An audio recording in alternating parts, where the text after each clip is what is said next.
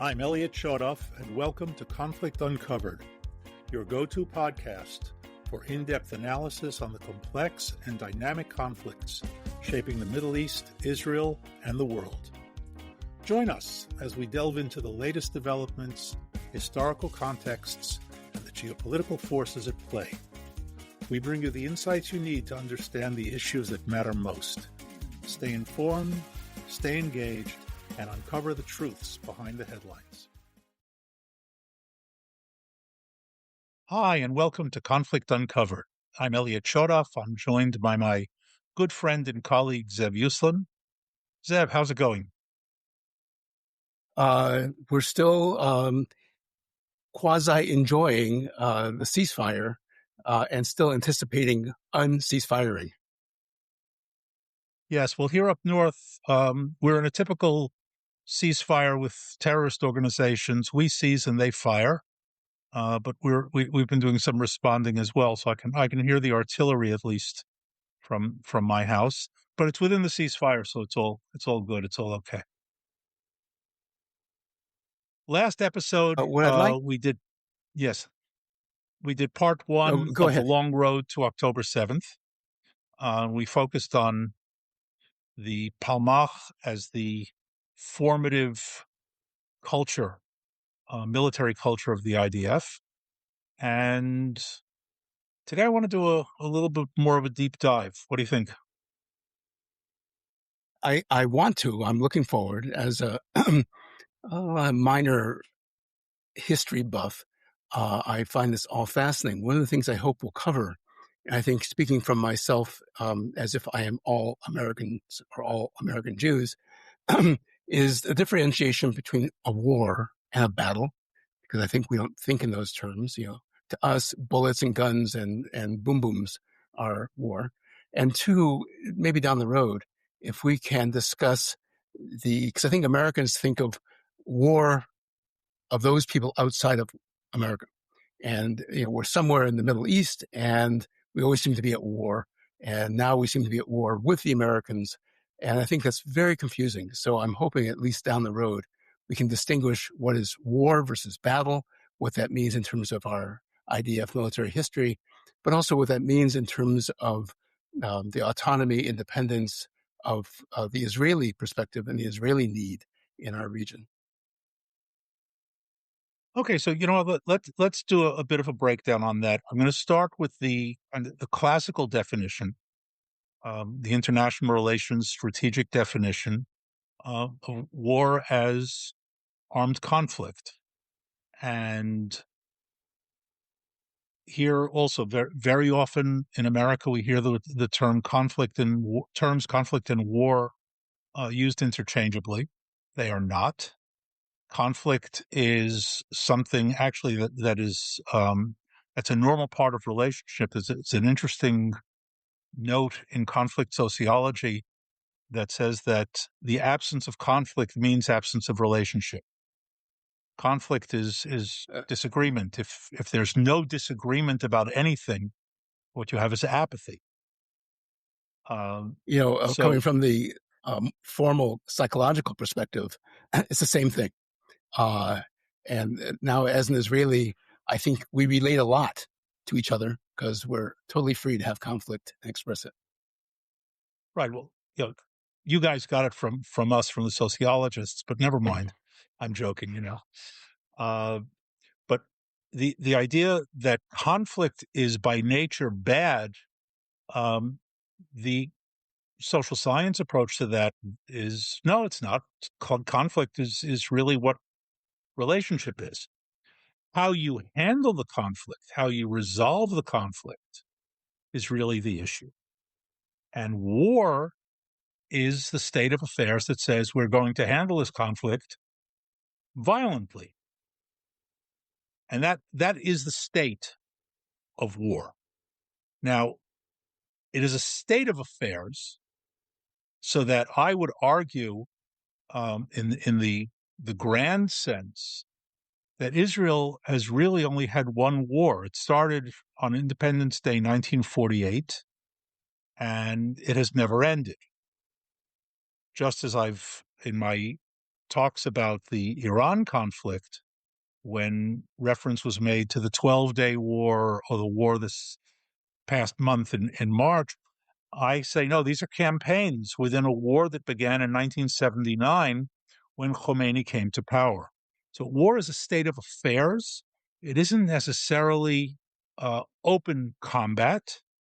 And I think the best example of that historically, the starkest example, is World War II, when Germany invaded Poland on September 1st, 1939.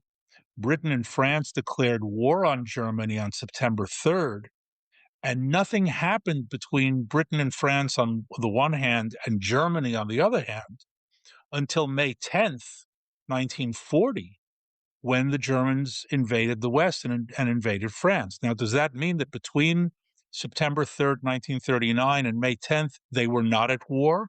They were at war. As a matter of fact, it was referred to as the phony war because on the one hand, they were in a state of war. On the other hand, they weren't shooting at each other.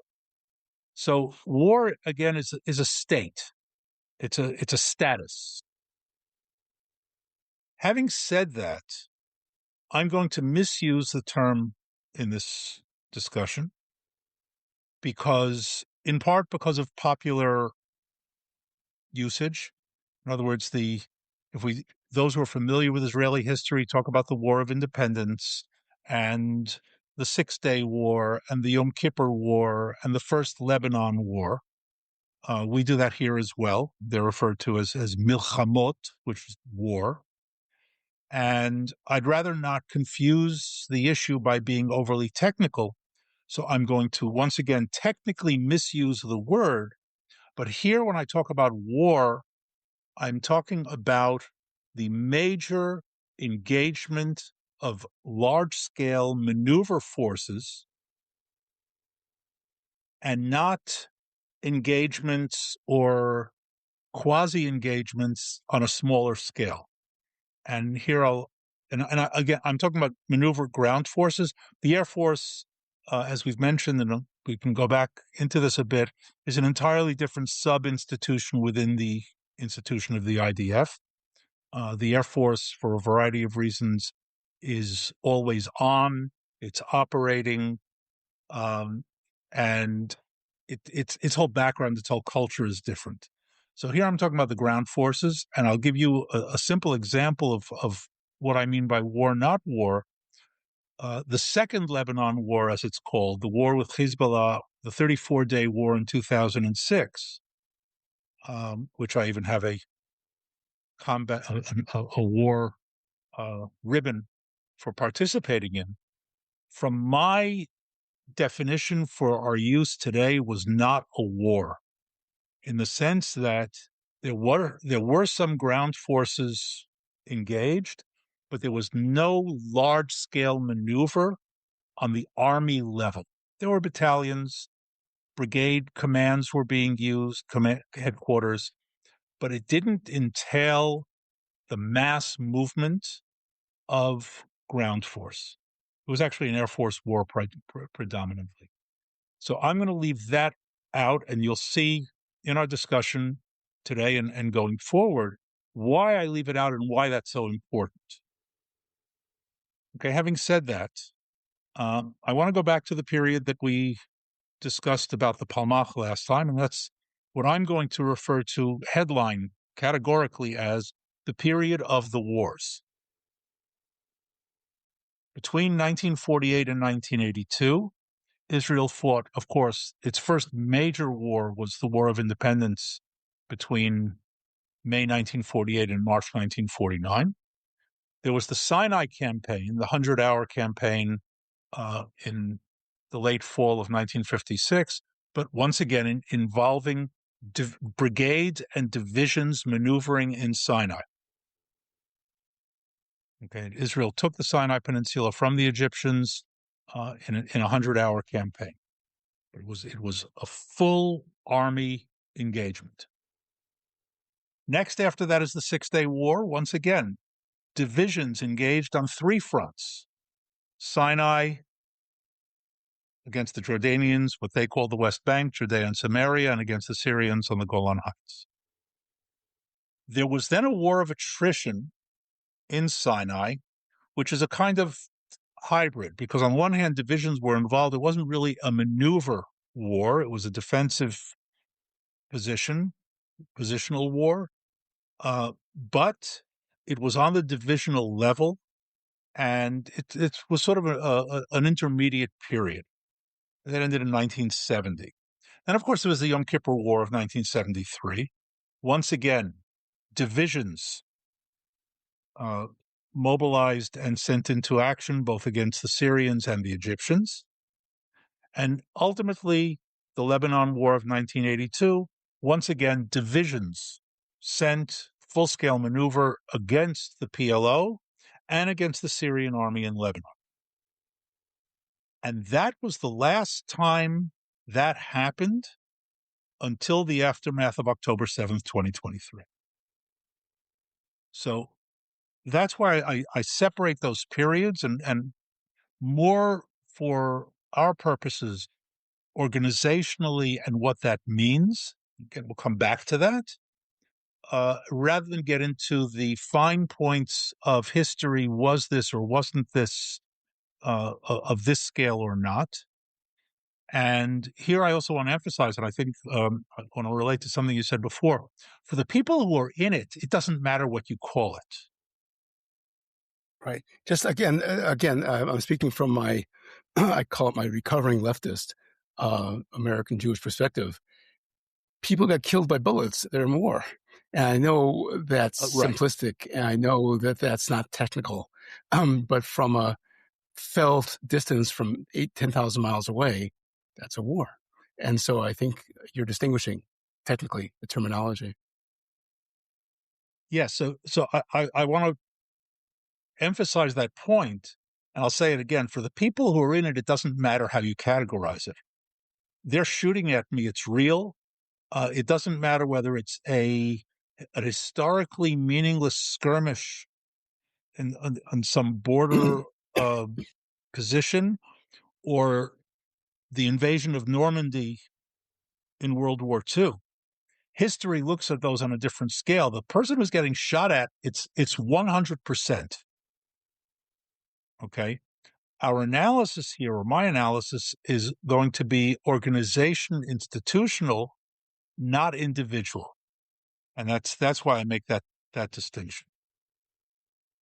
So if we go back, the aftermath of the war of 1948 takes Israel into the 1950s, and a number of things happen. First of all, the army, the IDF, has to establish itself now as a state institution. It's born in warfare. It was established by decree by David Ben-Gurion shortly after the establishment of the state. It ultimately integrated immigrants who had come in some cases with very little training and no training, thrown into combat. It was the war itself, 1948, the War of Independence, was a desperate war. Israel took 6,000 casualties killed out of a population of 600,000. It was touch and go. So the IDF comes out of that, and it has to now get itself together. In other words, it went to war, or the war started before it was created. So it has to come out of the war now and deal. It has no history at all, but no prior history. In other words, there's no truncated history of military institutions among the Jewish people, unless we go all the way back to the Bar Kokhba rebellion of the 2nd century. Okay, so that a country that was defeated. Let's take France as an example. 1940, France surrenders to Germany. Its army, for all intents and purposes, disbanded. Vichy is allowed to maintain a small force. But after France is liberated, it has a military tradition. It has generals. It had military schools. It had military organization that it could fall back on and recreate a military. I won't get into the commentary of whether they did a good job or not, but that's a whole different question. Institutionally, there's continuity. Here, there's no continuity because it's nothing to continue, and it all has to be made up as they go along. You have a whole bunch of people, primarily men, some women, who have combat experience. They've gained a certain amount of hands-on, on-the-job training, but it's all straight up combat. In other words, the people who commanded the brigades of the IDF in the 1948 War of Independence did it on talent. They dealt with the situation as best they could, and they did very well under the circumstances, but with no background knowledge organizationally, institutionally, theoretically, strategically, of anything. I'm willing to bet that not a single officer, high or low ranking officer in the IDF in 1948 had read Clausewitz, the great German strategist whose book On Wars is one of the foundational works of the theory of warfare. So they don't know it. Now, I may be exaggerating. There might have been one or two here or there, but they don't know it. And they go into a situation now of having to create an institutional force, an army. They create courses, some of which had already existed. Some are copied off the Palmach because, just to remind ourselves, the Palmach goes back to 1941. It was a full-time military, so it had begun. It had command courses. It had all sorts of training going on. It was also adopted by the Haganah, which it all comes into the IDF ultimately. But once again, it's all very, very narrow, practical, hands-on. This is a rifle. This is how it works. This is a machine gun. This is how it works. This is the basics of maneuver on the squad and platoon level. They can't think on the brigade level. They don't have brigades. And now all of a sudden there's an army with all of this stuff. And they have to make it up as they go along, and they do. They do a very fine job under the circumstances. And it's all on the run.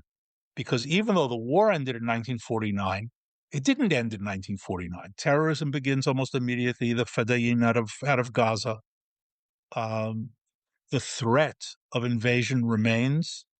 Keep in mind that even when the war ends, it ends with an armistice that's negotiated in Rhodes between Israel and the Arab states. But it's not really between Israel and the Arab states. They refuse to meet with the Israeli delegation. It's all done by messenger in between. Okay, so Israel comes out of it with an armistice, with a country, but with hostile neighbors that are still dedicated to its destruction. And the result of all of this is a very thin, I'll call it that, very thin institution that is very hard on its surface. In other words, its combat ability is clear, but that combat ability is based on the experience of the War of Independence, not of any deep sort of training. Now, one of the other ramifications of the Palmach ethos is that every unit trains based on its own commander's knowledge and experience. There's very, very, very little unified training in the IDF. The Golani Brigade trains one way, the 7th Brigade trains another way. Now, granted, one is infantry, the other is armor, but there's no common ground. And I learned this, incidentally, personally, when with a colleague, I wrote doctrine in the 1990s for the ground forces, initially for the infantry and paratroops. This is the late 1990s, in order to resolve that anomaly that the different brigades were training differently. They didn't have common language between them. I don't know if you recall, but once you and I were on a hike a few years ago, and we came upon some young new recruits.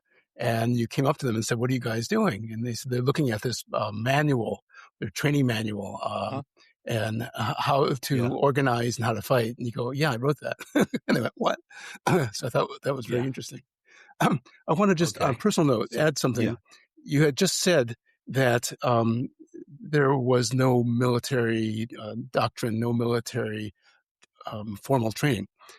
However, one case in point, my father, as I mentioned, was a World War II guy, and said after the war, these men came from Israel, or at that time Jerusalem, Palestine, and wanted to enlist former Americans and other, I guess, Yes. foreign into. And he always felt bad that he didn't do it, and a couple of his lieutenants did. He commanded a communications division in South Pacific, and he always felt bad. But he was told by the FBI that they'd be arrested if they did that because they'd be serving in a foreign nation. And so some people had to go to Mexico to serve. But I guess my point is, weren't there some foreign military influences after the war that came from such people as were enlisted Jews who were enlisted from other countries? Yes, but once again, it was thin. Most of these guys went home afterwards. In other words, the what was learned from the on the job was learned on the job. By the way, the first general in the IDF who was given the rank posthumously was Mickey Marcus, who had been a colonel in the U.S. Army and was induced to serve and was actually killed in the War of Independence. He's buried at West Point. But here again, his knowledge was critical. His experience was critical, but he didn't survive the war. In other words, there was no point where he then was able to sit down and say, this is how I got to where I was. And that was missing.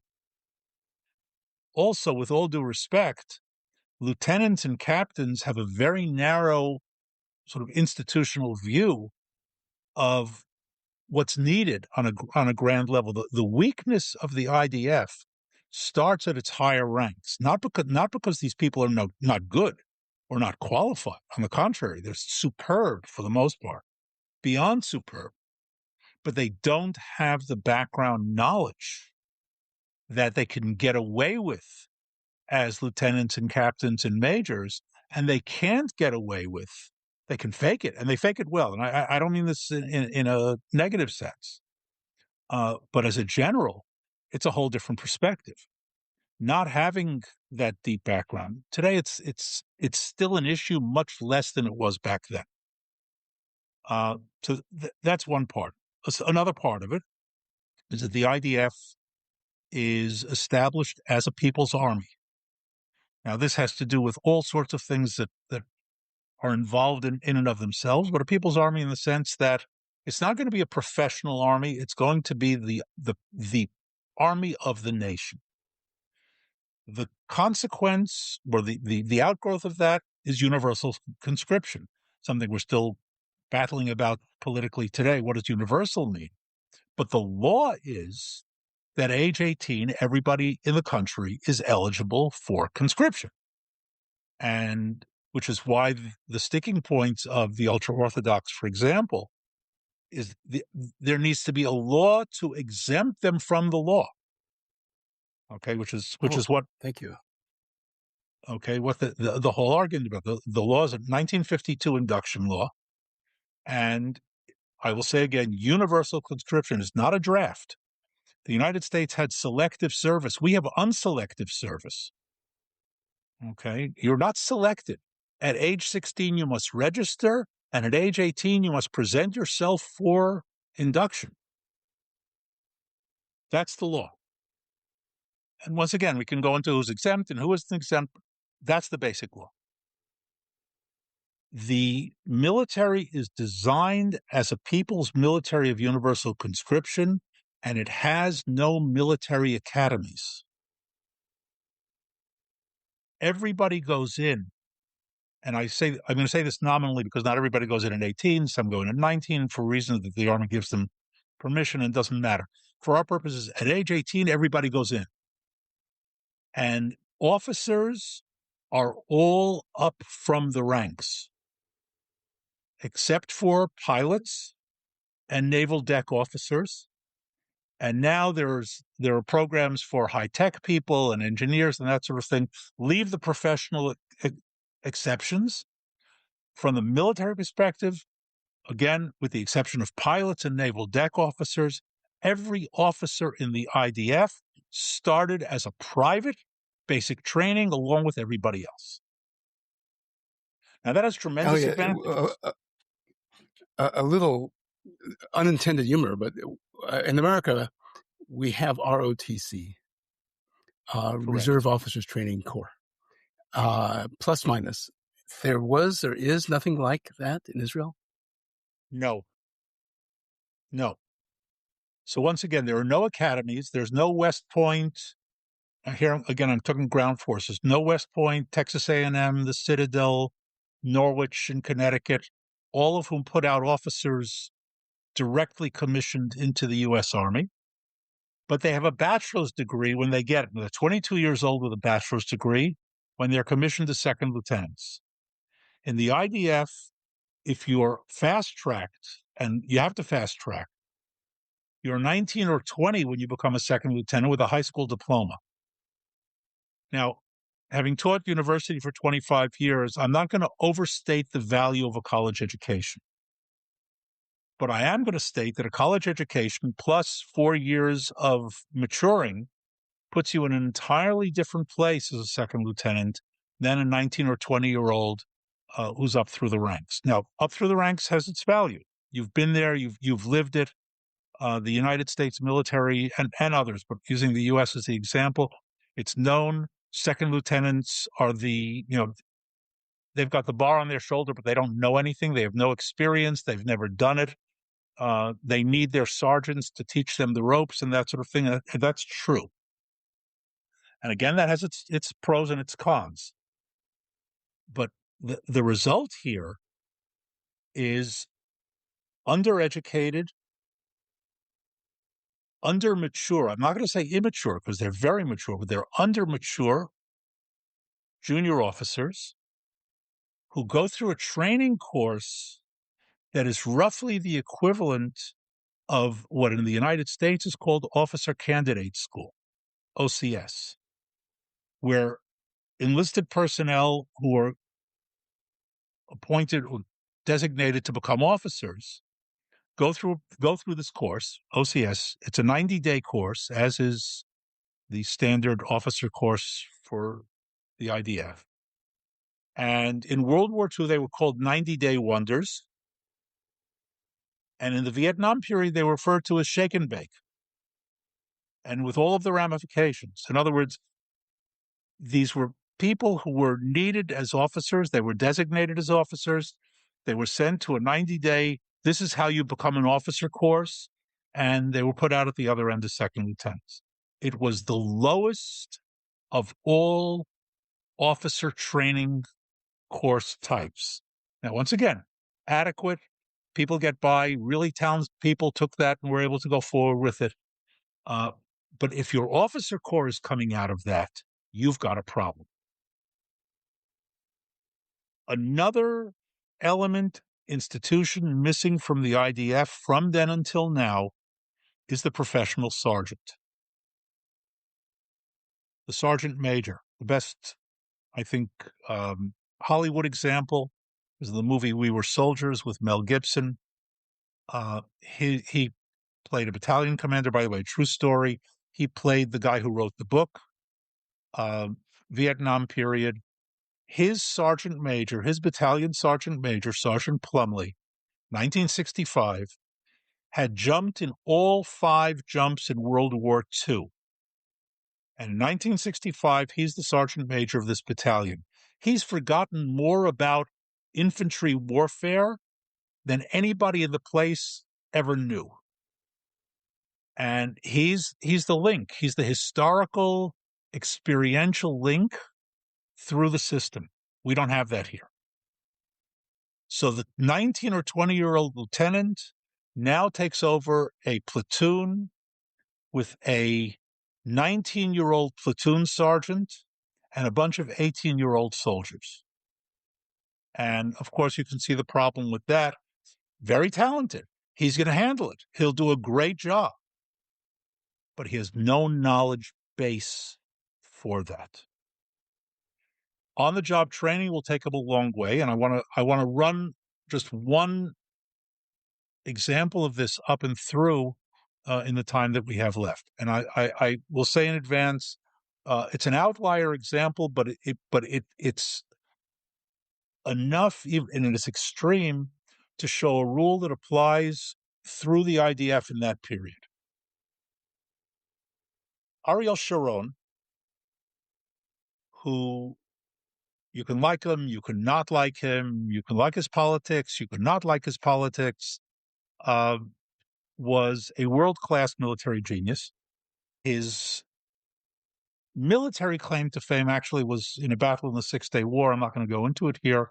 His grand military claim to fame was crossing the canal, the Suez Canal in 1973 during the Yom Kippur. And I want to focus on the Yom Kippur War, the Ariel Sharon of the Yom Kippur War, just to give you an idea what I mean by the on-the-job training and where it gets to by 1973. Ariel Sharon fought in the War of Independence, 1948-49. He was wounded. In the early 1950s, Ben-Gurion approached him to create the IDF's first real commando unit, what came to be known as the Unit 101, which later morphed into the Paratroop Brigade, which in 1956 Sharon commanded as a colonel. One of its battalions actually jumped behind Egyptian lines into the Mitla Pass. Sharon wasn't in the parachute jump. He led the rest of the brigade overland to meet up with and relieve the force that had parachuted. Through the late 50s and early 60s, he had all sorts of different command and staff positions. In 1967, he commanded a division in Sinai, a division of 3 brigades, as a general. The initial battle that he fought there, Abu Agelu Katef, was a brilliant maneuver. And here again, I don't want to go into the history of it. We perhaps discuss another time. In 1970, he became commanding general of Southern Command of the IDF, which included everything: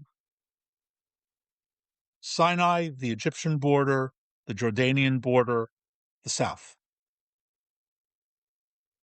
In 1973, he finished his term as commander of Southern Command. He retired from the Army as a major general. He was replaced by another general, Gonen, and he went into the reserves as a divisional commander. In other words, in 1973, when Ariel Sharon goes to war in the Yom Kippur War, he's in the position that he held in 1967, except with 6 years of command experience above his own level under his belt. Now, that created all sorts of friction between him and his successor, and leaving that for a moment, he was eminently overqualified for the job he held in October 1973. Overqualified by experience. This was true of many of the generals of that period. They rose up through the ranks to become general in the regular army. They left the army, they retired, went into the reserves, and then because there were no reserve positions at the position they were at in the regulars, they were kicked back to a lower command level, having had a higher command experience. When the situation in the South in the Yom Kippur War gets very sticky, and the chief of staff loses confidence in the commander of Southern Command, Gonen, he sends Chaim Bar-Lev, who had been chief of staff of the IDF, to take over command of Southern Command. I think you can begin to get a picture of a very well established higher command group with the experience, once again, of 1948, 1956, 1967, and everything in between, that brings an enormous amount of knowledge and experience, and I'm talking about field knowledge and experience, to the table by the early 1970s. That group is gone by the 1980s. And that's why I make that division up till 1982 and then beyond.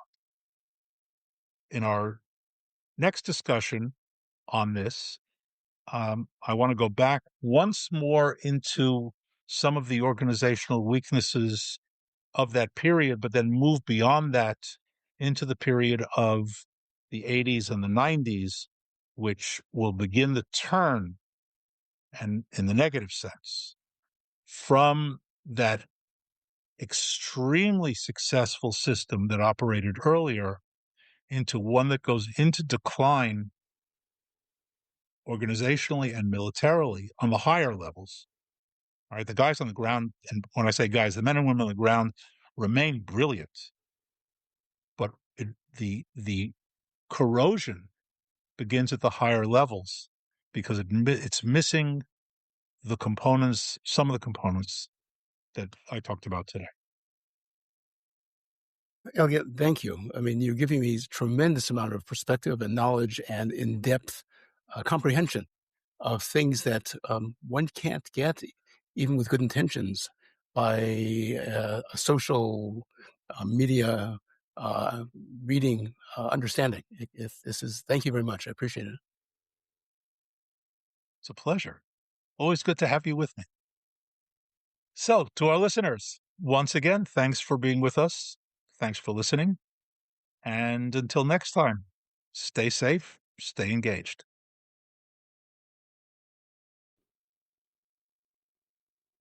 Thank you for listening to Conflict Uncovered. As always, it's been another rough day in the Middle East. We hope you found this episode insightful and engaging. If you enjoyed this episode, please subscribe, share and recommend with your friends, and review our podcast on your favorite platform. For more in-depth analysis and exclusive content, join our community and follow us on social media. Stay tuned for our next episode as we continue to explore the critical issues shaping the Middle East and the world. Until next time, stay informed and stay safe.